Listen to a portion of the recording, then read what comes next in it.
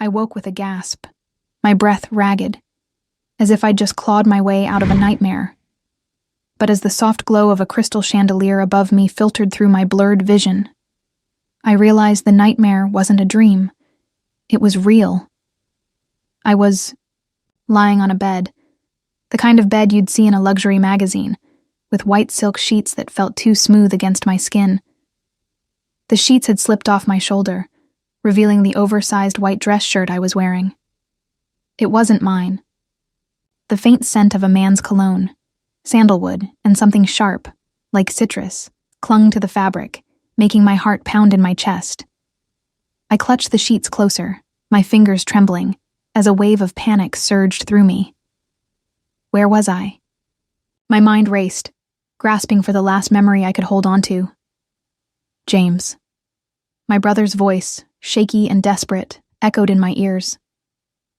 Just this once, Evelyn, he'd pleaded, his eyes red and swollen, his hands gripping mine so tightly it hurt. They'll kill me if I don't pay the debt. This man, he'll take care of you. I'd wanted to scream at him, to shove him away, to tell him I wasn't a bargaining chip to be sold off like some object at an auction. But I couldn't. Not when I saw the terror in his eyes, the kind of terror that told me he wasn't lying. Not when I thought of Mom and Emily, my little sister, who'd be left with nothing if James didn't make it out of this alive. I sat up, my gaze darting around the room. It was massive, opulent in a way that felt suffocating. The walls were a pale cream, the furniture dark and sleek, every detail screaming wealth. A large window stretched across one wall, offering a breathtaking view of New York City at night. The Empire State Building stood tall in the distance, its lights piercing the darkness like a beacon, but it brought me no comfort. I didn't belong here. I belonged in my tiny Brooklyn apartment, curled up on my worn-out couch with a cup of tea, not in this gilded cage. The door creaked open and I froze, my breath catching in my throat. A man stepped inside, his presence filling the room like a storm cloud. He was tall, broad-shouldered, dressed in a black suit that looked like it cost more than my entire wardrobe. His dark hair was neatly combed back, but it was his eyes that struck me, sharp, cold, and unreadable. Yet there was something else in them, a flicker of something I couldn't place. He stopped at the threshold, his gaze locking onto mine, and for a moment, neither of us spoke. I felt the weight of his stare, heavy and unyielding, like a predator sizing up its prey. "You're awake," he said finally, his voice low and steady, devoid of any warmth. It wasn't a question, just a statement, as if he'd been expecting this moment. I swallowed hard, my throat dry, and forced myself to speak, though my voice trembled. "Who are you? Why am I here?" The words came out sharper than I intended, but I didn't care. I needed answers.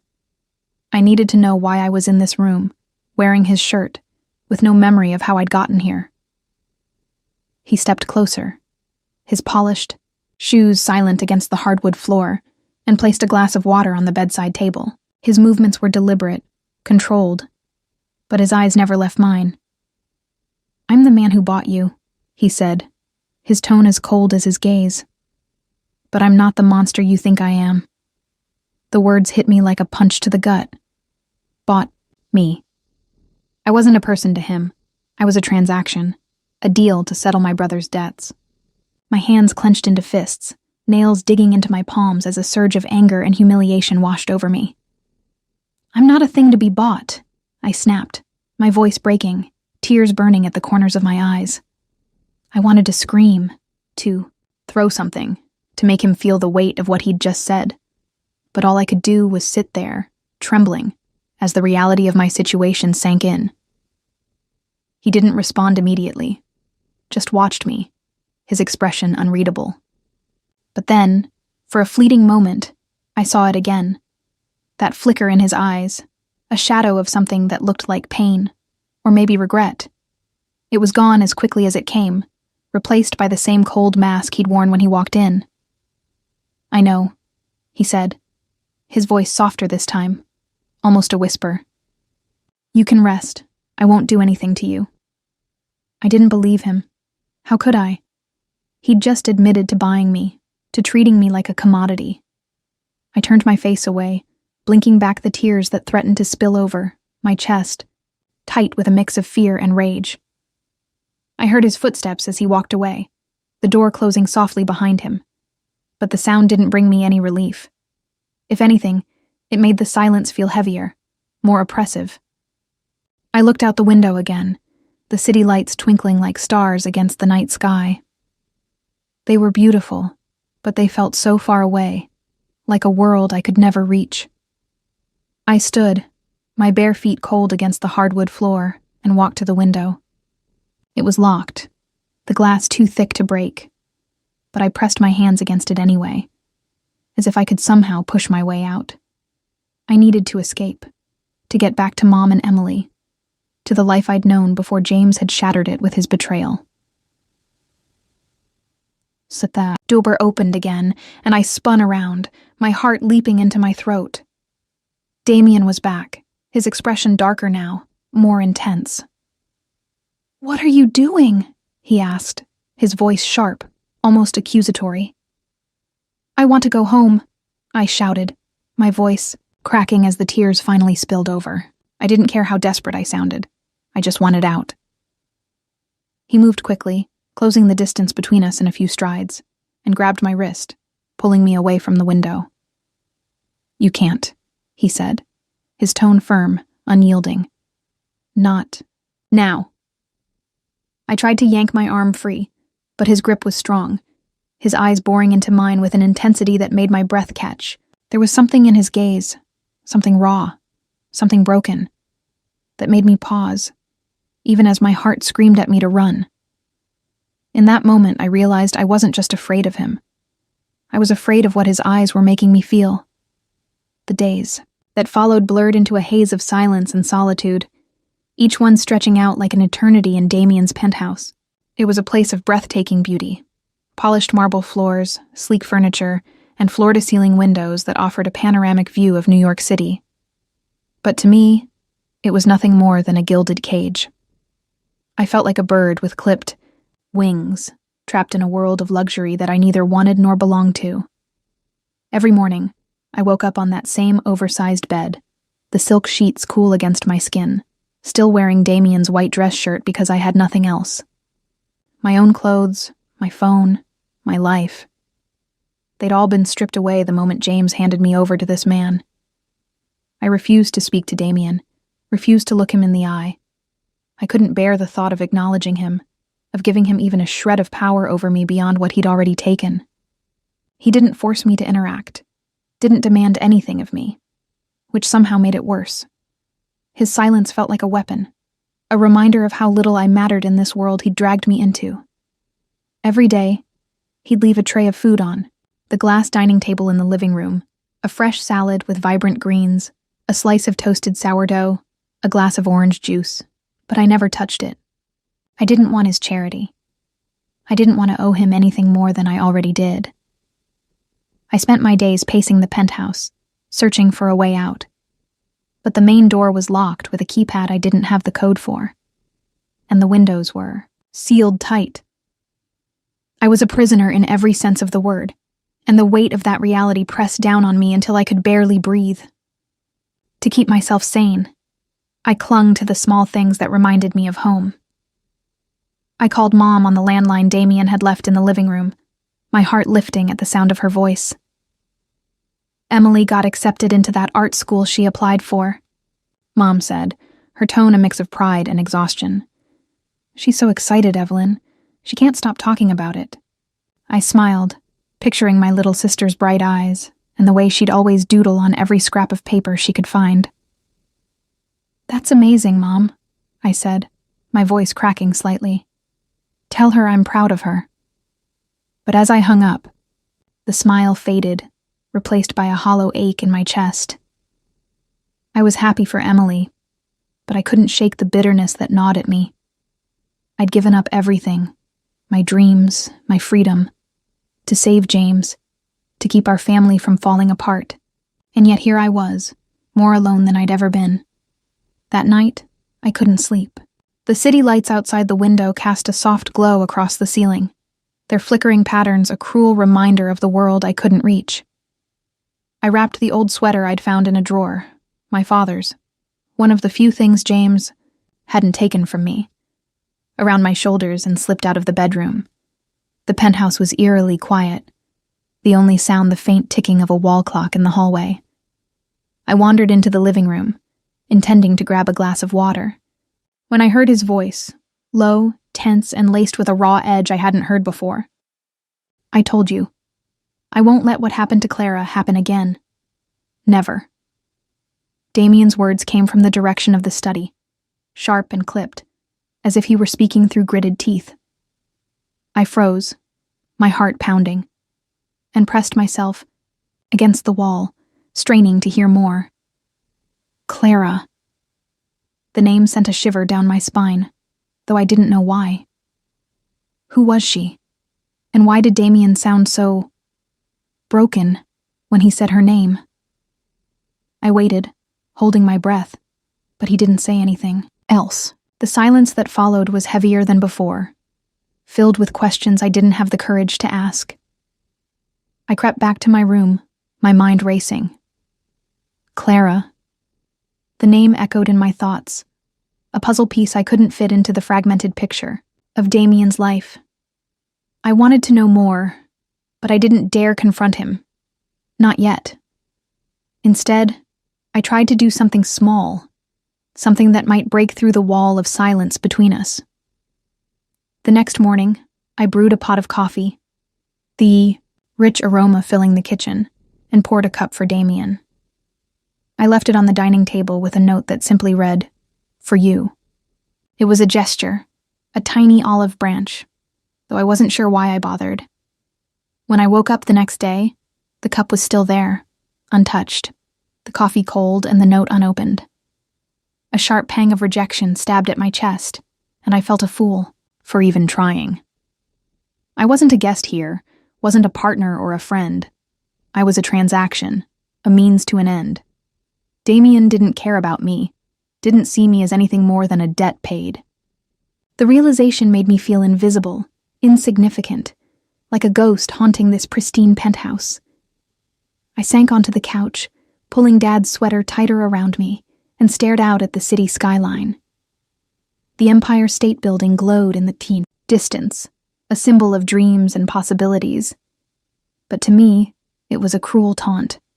I was trapped, not just by the locked doors and sealed windows, but by the weight of my own choices. I'd sacrificed everything for my family, but at what cost? And who was this man who'd bought me, who carried a name like Clara in his voice with such pain? I didn't know. But I couldn't shake the feeling that if I wanted to survive this, I'd have to find out, no matter how much it scared me. The penthouse had become my prison. But Damien decided it was time for me to step out into his world, a world of glittering lights, sharp smiles, and whispered judgments. He announced it one morning, his voice as cold and detached as ever. "There's an event tonight. You'll come with me." It wasn't a request, and I didn't have the energy to argue. I'd spent days avoiding him, clinging to my silence like a shield, but I knew I couldn't hide forever. So I nodded, my stomach twisting with dread, and spent the day preparing for a night I wanted no part of. The gown Damien had left for me was stunning, a deep emerald green that shimmered under the light, with a neckline that dipped just low, enough to make me feel exposed. I slipped it on, my fingers trembling as I adjusted the fabric, and looked at myself in the mirror. The woman staring back at me was a stranger, a polished doll dressed up for someone else's game. I missed my old jeans, my faded sweaters, the comfort of being invisible, but there was no going back now. The event was held in a grand ballroom in Manhattan, the kind of place where chandeliers sparkled like stars and champagne flowed like water. I clung to Damien's arm as we entered, his presence a cold anchor in a sea of unfamiliar faces. The room buzzed with the hum of conversation, but I felt the weight of every gaze that turned our way. Whispers followed us like shadows. Who is she? The girl he bought to pay off a debt? A nobody in a borrowed dress. My cheeks burned with humiliation, but I kept my head high, refusing to let them see how much their words cut. Damien was a statue beside me, his face a mask of indifference. He didn't speak to me, didn't even look at me, but I noticed the way he moved, always positioning himself slightly in front of me, a subtle barrier between me and the crowd. When a particularly bold reporter shoved a microphone in my face, asking, "How does it feel to be the Millionaire's latest acquisition?" Damien's hand shot out, pushing the microphone away. "That's enough," he said, his voice low and dangerous, his fingers tightening briefly on my arm. I glanced at him, startled by the protective edge in his tone, but his expression remained unreadable, his jaw clenched tight. For a moment, I wondered if there was more to him than the cold, calculating man I'd assumed him to be. But before I could dwell on it, a new presence cut through the crowd. A woman, tall and striking, with auburn hair cascading over her shoulders and a smile that didn't reach her eyes. She approached us with the confidence of someone who belonged here, her crimson dress hugging her curves like a second skin. "Damien," she purred, her voice dripping with familiarity. "It's been too long." Damien's body stiffened beside me, his grip on my arm tightening for a fraction of a second before he released me. "Clara," he said, his tone flat, but I caught the undercurrent of tension in his voice. Clara. The name I'd heard him speak, that night in the penthouse. The name that had carried so much pain. My heart raced as I studied her, trying to piece together the puzzle of their history. Clara's gaze shifted to me, her smile sharpening into something predatory.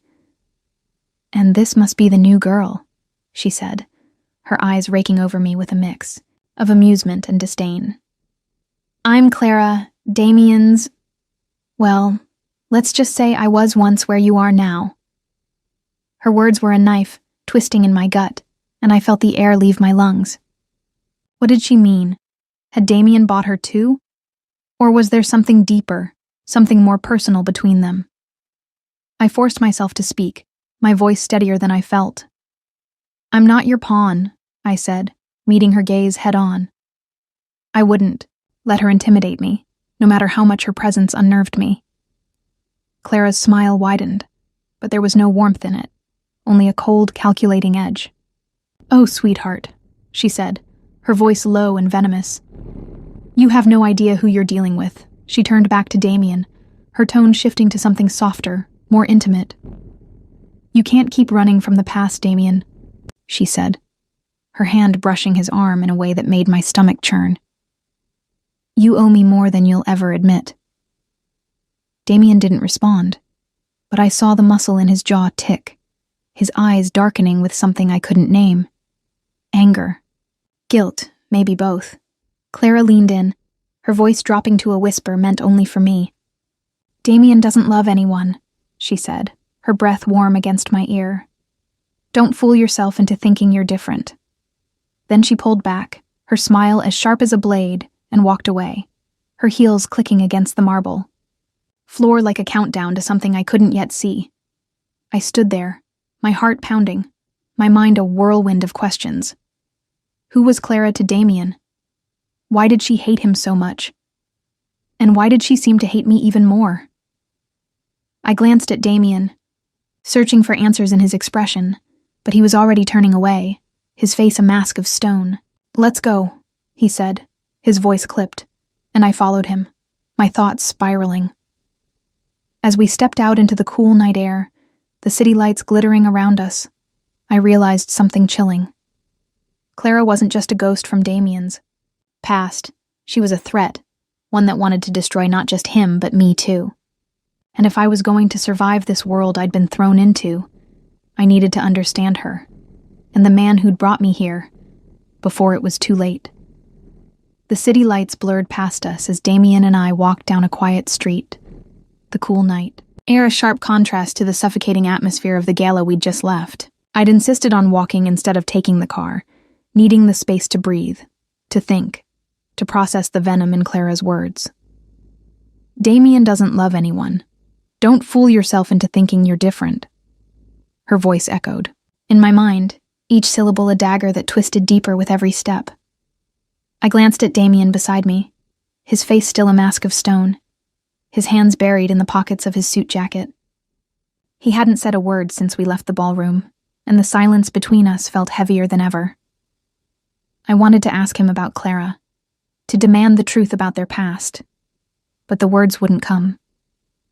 Instead, I kept my eyes on the pavement, watching the way the streetlights cast long shadows that danced across the concrete. The city was alive around us, cars honking in the distance, the faint hum of laughter from a nearby bar, but I felt like I was in a bubble, isolated from it. That bubble shattered when a flash of light blinded me, followed by the unmistakable click of a camera shutter. "Damien! Over here!" a voice shouted, and I turned to see a swarm of paparazzi closing in, their cameras flashing like a storm of lightning. Who's the new girl? Another fling? Or something more transactional? The questions came fast, each one a barb that pierced my already fragile defenses. My cheeks burned with humiliation, and I instinctively stepped back, my heart racing. I wasn't prepared for this. The scrutiny, the judgment, the way they stripped me bare with their lenses and their words. Damien's hand shot out, grabbing my wrist and pulling me behind him.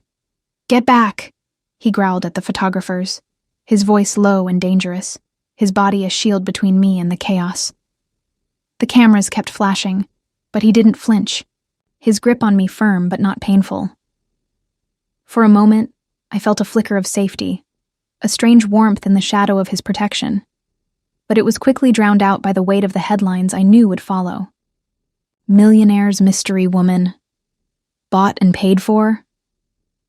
I could already see the words splashed across tabloids, each one a reminder of the deal that had brought me here. When the paparazzi finally dispersed, driven off by Damien's icy glare and a few choice words, he released my wrist and turned to me.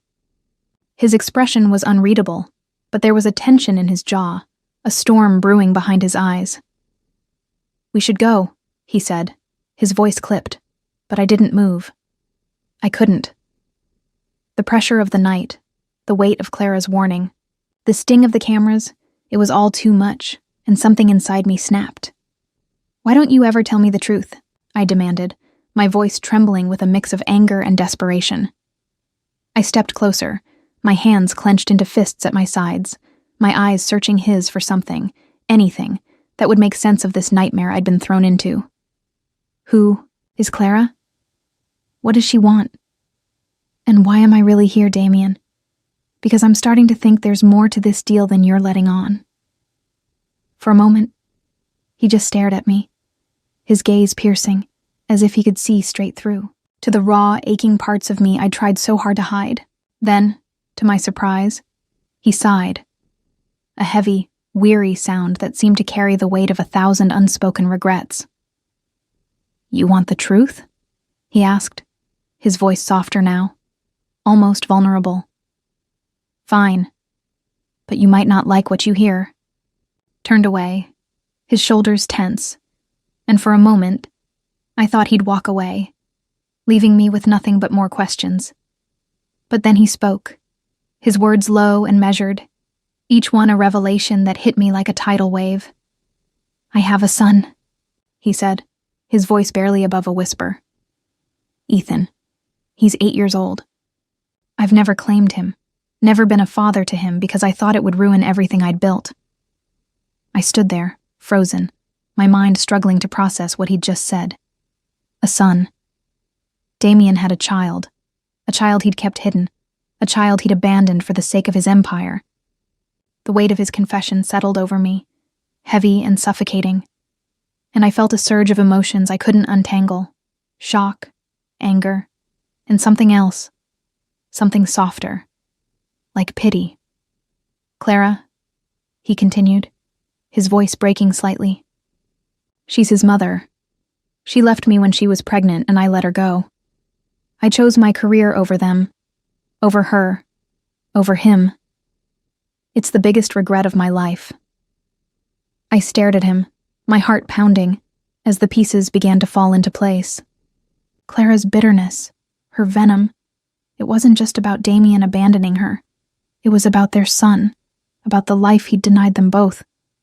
And now I was caught in the middle of their fractured history, a pawn in a game I hadn't even known. I was playing. "Why didn't you tell me?" I asked, my voice trembling, tears burning at the corners of my eyes. "Why drag me into this mess?" Damien turned back to me, his eyes raw with a pain I hadn't seen before, a vulnerability that made him seem almost human. "Because I didn't want you to get hurt by my past," he said, his voice rough with emotion. He stepped closer, his hand reaching out as if to touch me, but he stopped himself, his fingers curling into a fist.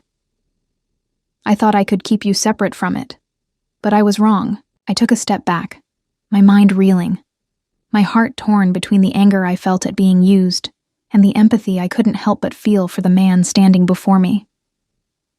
"I don't know if I can stay here," I whispered, my voice breaking, and for the first time, I saw something like fear flash across Damien's face. Under the streetlights, with the city humming around us, I realized that the truth had changed everything, and I wasn't sure if I was strong enough to face what came next. Damien's confession about Ethan lingered in the air like a storm cloud, heavy and charged with the promise of chaos.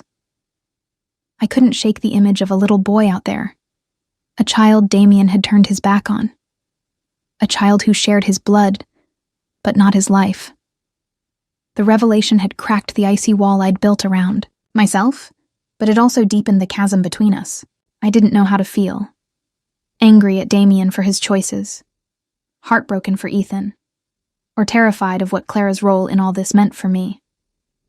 I'd thought I could stay on the sidelines, a reluctant participant in this twisted game. But Clara's return made it clear that I was already in too deep. She came back into our lives like a hurricane, her presence as commanding as it had been at the gala. I was in the penthouse's living room, staring out at the city skyline, when the doorbell rang, a sharp, insistent sound that made my stomach twist. Damien was in his study, but I heard his footsteps as he emerged, his expression darkening as he opened the door. Clara stood there, her auburn hair pulled back in a sleek ponytail, her crimson lips curled into a smile that sent a chill down my spine. She didn't wait for an invitation, brushing past Damien as if she owned the place, her heels clicking against the marble floor. "Clara," Damien said, his voice low and edged with warning. "What are you doing here?" She turned to him, her smile widening, but there was no warmth in it, only a cold, calculated malice. "I'm here to take back what's mine," she said, her tone as sharp as a blade. Her gaze flicked to me, and I felt the weight of her scrutiny, like a predator sizing up its prey. "And I see your little pet is still here. How quaint." I bristled at her words, my hands clenching into fists at my sides. I wasn't a pet, and I wasn't going to let her treat me like one. "I'm not your pawn," I said, echoing the words I'd thrown at her at the gala, my voice steady despite the fear coiling in my chest. "Whatever you want, it's between you and Damien. Leave me out of it." Clara laughed, a sound that was both beautiful and terrifying, like the tinkling of broken glass. "Oh, Evelyn," she said, her voice dripping with mock sympathy. "You really think you can stay out of this? You're in the middle of it, whether you like it or not." She stepped closer, her eyes narrowing as she leaned in, her voice dropping to a whisper. "You think you're just a debt to be paid, but you're so much more. You're the perfect way to hurt him." My heart pounded, but I held her gaze, refusing to back down. "I won't let you destroy this family," I said, the words spilling out before I could stop them. I didn't even know why I said it. Damien and I weren't a family, not really. But the thought of Clara using me to hurt him, to hurt Ethan, ignited a fire in me I hadn't known I possessed. Clara's smile faltered for a moment, but then she straightened, her expression hardening. "You think you can stop me?" she asked, her voice cold and cutting. "You have no idea what I'm capable of." She turned to Damien, her tone shifting to something more businesslike. "I've already spoken to your board, Damien. They're not happy about the rumors. Your little deal with her brother, the mystery woman in your life. They're calling for your resignation. And if that doesn't work, I'll make sure the world knows about Ethan. I'll take him from you, and I'll make sure you pay for it. Literally. I deserve that money, after everything you put me through. The pieces clicked into place with a sickening clarity. Clara wasn't just after revenge, she was after money. The kind of money she could get from Damien if she gained custody of Ethan. She'd used the scandal to ruin him, to force his hand, and I was the perfect pawn in her plan. My stomach churned, but I couldn't let her see how much her words shook me. I turned to Damien, searching his face for a reaction, but he was a statue, his jaw clenched, his eyes burning with a quiet fury. "You won't touch Ethan," he said, his voice low and dangerous, each word a promise. "I'll fight you with everything I have." Clara smirked, unfazed. "We'll see about that," she said, then turned on her heel and walked out, leaving a trail of tension in her wake. The door closed behind her, but the air in the room felt heavier than ever, charged with the threat of what was to come.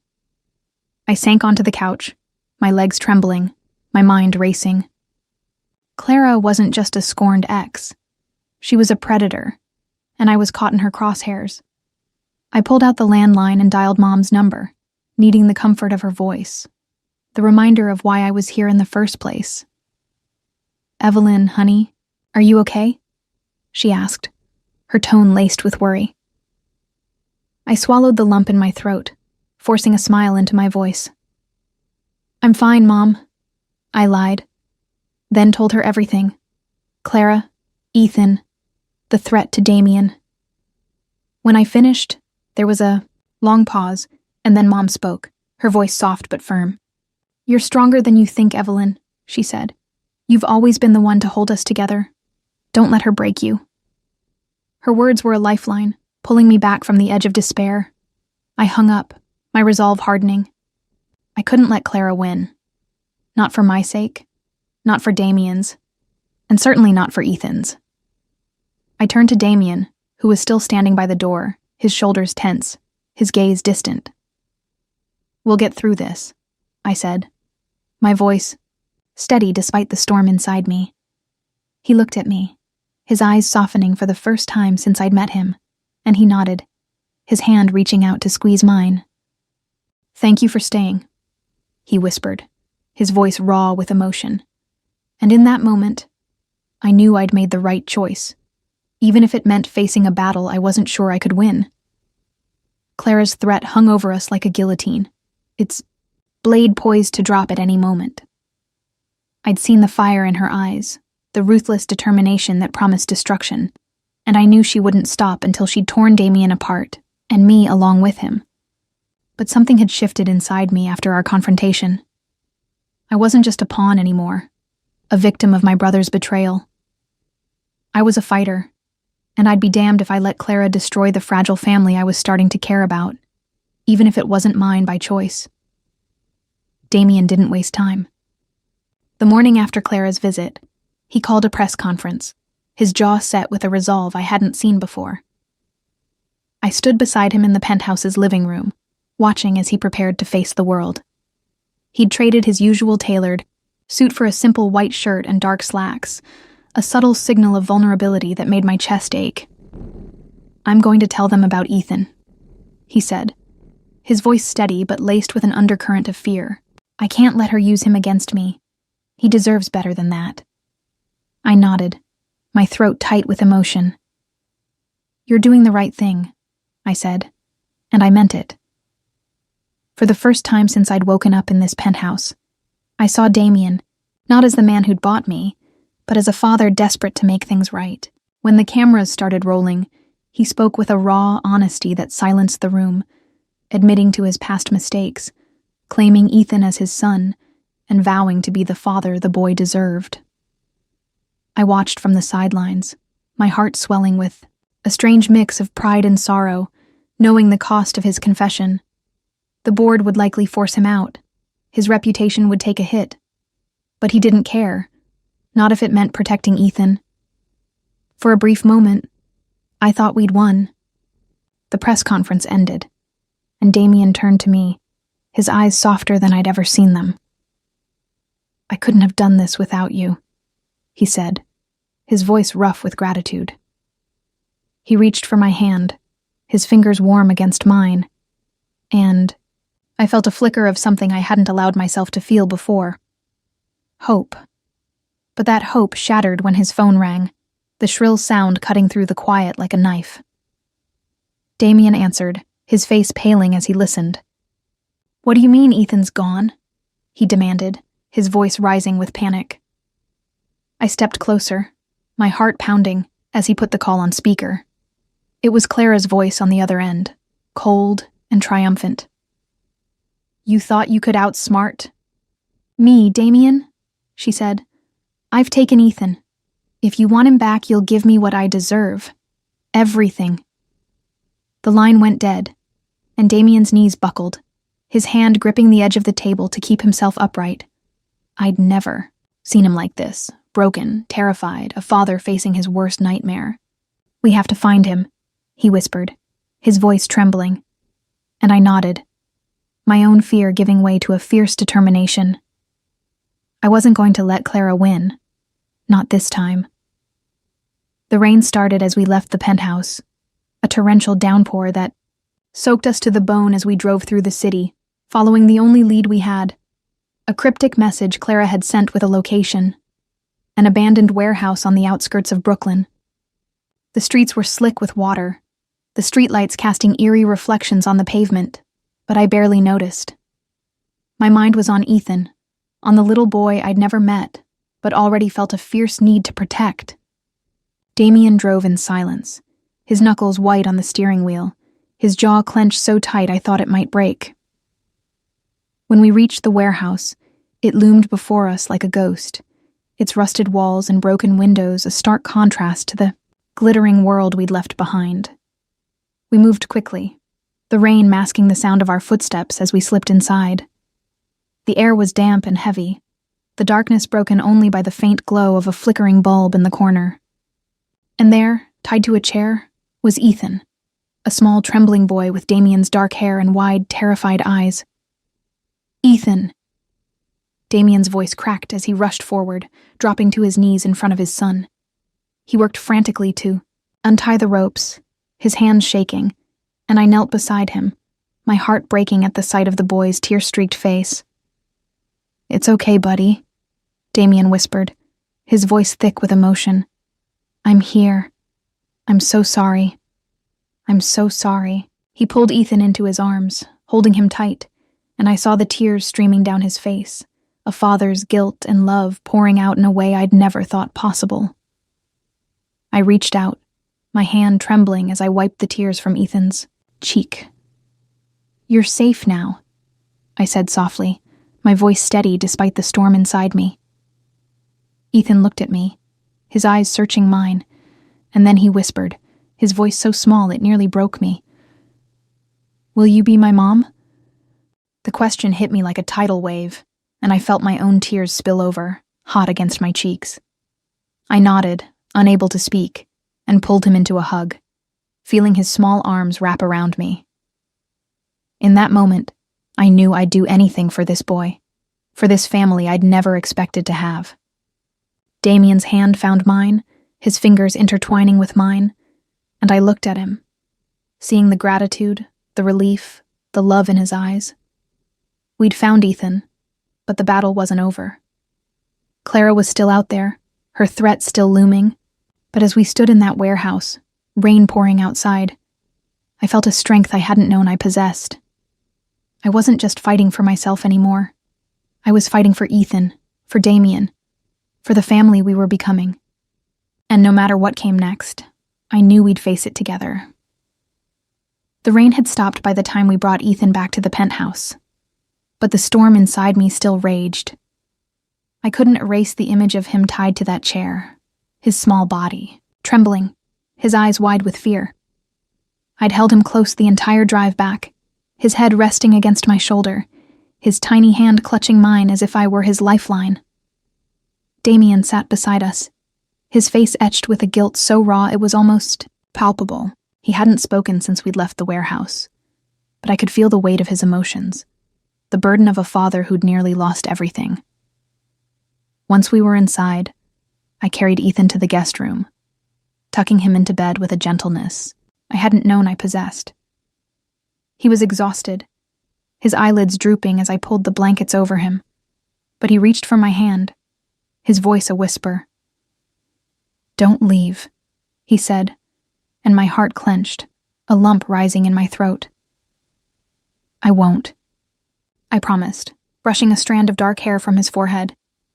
I sat there until his breathing evened out, the soft rhythm of his sleep a balm to my frayed nerves. When I finally stepped out of the room, I found Damien in the living room, staring out at the city skyline, his shoulders slumped. He looked like a man who'd been through a war, and in a way, he had. I walked over, my footsteps soft against the marble floor, and stood beside him, the silence between us heavy, but not oppressive. "He's asleep," I said quietly, and Damien nodded, his gaze still fixed on the lights of the Empire State Building in the distance. "I failed him," he said, his voice barely above a whisper, thick with self-loathing. "I failed Clara. I failed Ethan, and I dragged you into this mess. I don't deserve any of this, your help, your kindness, any of it." He turned to me then, his eyes glistening with unshed tears, and I saw the depth of his pain, the years of regret that had carved lines into his face. I reached out, my hand resting on his arm, the warmth of his skin grounding me. "You made mistakes," I said, my voice steady despite the ache in my chest. "But you're here now. You fought for him, Damien. That matters." He looked at me, his expression a mix of disbelief and gratitude. And for the first time, I saw the man beneath the cold exterior, a man who wanted to be better, who wanted to heal. The next morning, Damien made a decision that shocked me. He called his board of directors and resigned as CEO, his voice calm but resolute as he spoke over the phone. "I need to be with my son," he said, and I felt a swell of pride for him, for the father he was choosing to become. When he hung up, he turned to me, a small, tentative smile on his lips. "I want to start over," he said, "for Ethan. For us."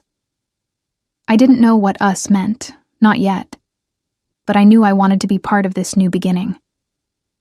I called Mom and Emily, asking them to come to the penthouse. They arrived that afternoon, Mom's eyes brimming with tears as she hugged me, her arms a familiar comfort I'd missed more than I could say. "I'm so proud of you, Evelyn," she whispered, her voice trembling. "You've always been our rock." Emily, now a bright-eyed teenager, threw her arms around me, her laughter filling the room as she showed me a sketch she'd drawn, a family portrait with me, Mom, her, and now Ethan at the center. That evening, I sat with Ethan on the sigh, living room floor, a box of crayons and a stack of paper between us. I'd always loved drawing as a child, but I'd given it up when Dad died, too consumed with taking care of Mom and Emily to indulge in something so frivolous. Now, as I watched Ethan scribble a picture of a house with a big sun above it, I felt a piece of myself come back to life. "Look, Evelyn," he said, holding up his drawing with a grin. "It's our house." I smiled, my heart swelling, and added a little stick figure of myself to the picture, standing beside him. Later that night, I found Damien in Ethan's room, sitting on the edge of the bed, a children's book in his hands. He was reading to Ethan, his voice soft and steady, the words of the Velveteen Rabbit filling the room with a quiet magic. Ethan was already half asleep, his head resting on Damien's arm, and I stood in the doorway, watching them, a warmth spreading through me that I hadn't felt in years. This was what family looked like, not the cold transactions of the world I'd been thrown into, but these small, tender moments that stitched us together. When Ethan was fully asleep, Damien closed the book and stood, his eyes meeting mine. He walked over, his expression a mix of vulnerability and determination, and then, to my surprise, he dropped to one knee in front of me. "I don't deserve you, Evelyn," he said, his voice rough with emotion. "I've made so many mistakes, hurt so many people, but you've shown me what it means to fight for something real. I want to start over, to be the man you and Ethan deserve. Will you let me try?" Tears welled in my eyes, and I nodded, my voice catching as I whispered, "Yes." He stood, pulling me into his arms, and I let myself melt into his embrace, feeling the weight of the past weeks lift, if only for a moment. We weren't perfect, and the road ahead would be hard. Clara was still out there, her threat still looming, but in that moment, I knew we'd face it together. I'd found a family in the most unexpected place, and for the first time since I'd woken up in this penthouse, I felt like I was exactly where I was meant to be. The city lights stretched out before us like a sea of stars, their glow a quiet promise against the darkness of the night. I stood beside Damien at the penthouse window, the same window I'd once pressed my hands against in a desperate bid to escape. Now, as I looked out at the Empire State Building, its spire piercing the sky with a defiant brilliance, I felt something entirely different, a sense of belonging, of peace, that I'd never thought possible in this place. Ethan slept in Damien's arms, his small body curled against his father's chest, his breathing soft and steady. I reached out, brushing a strand of dark hair from his forehead, and felt a warmth settle deep in my bones. It had been a month since the night we'd rescued Ethan from that warehouse. A month since Damien had knelt before me and asked for a chance to start over. In that time, everything had changed. Clara had disappeared after the kidnapping attempt, her threats silenced by the legal action Damien had taken to ensure Ethan's safety.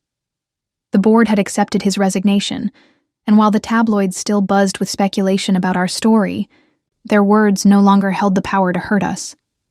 We'd built something stronger, something real. A family forged not by blood or obligation, but by choice, by love.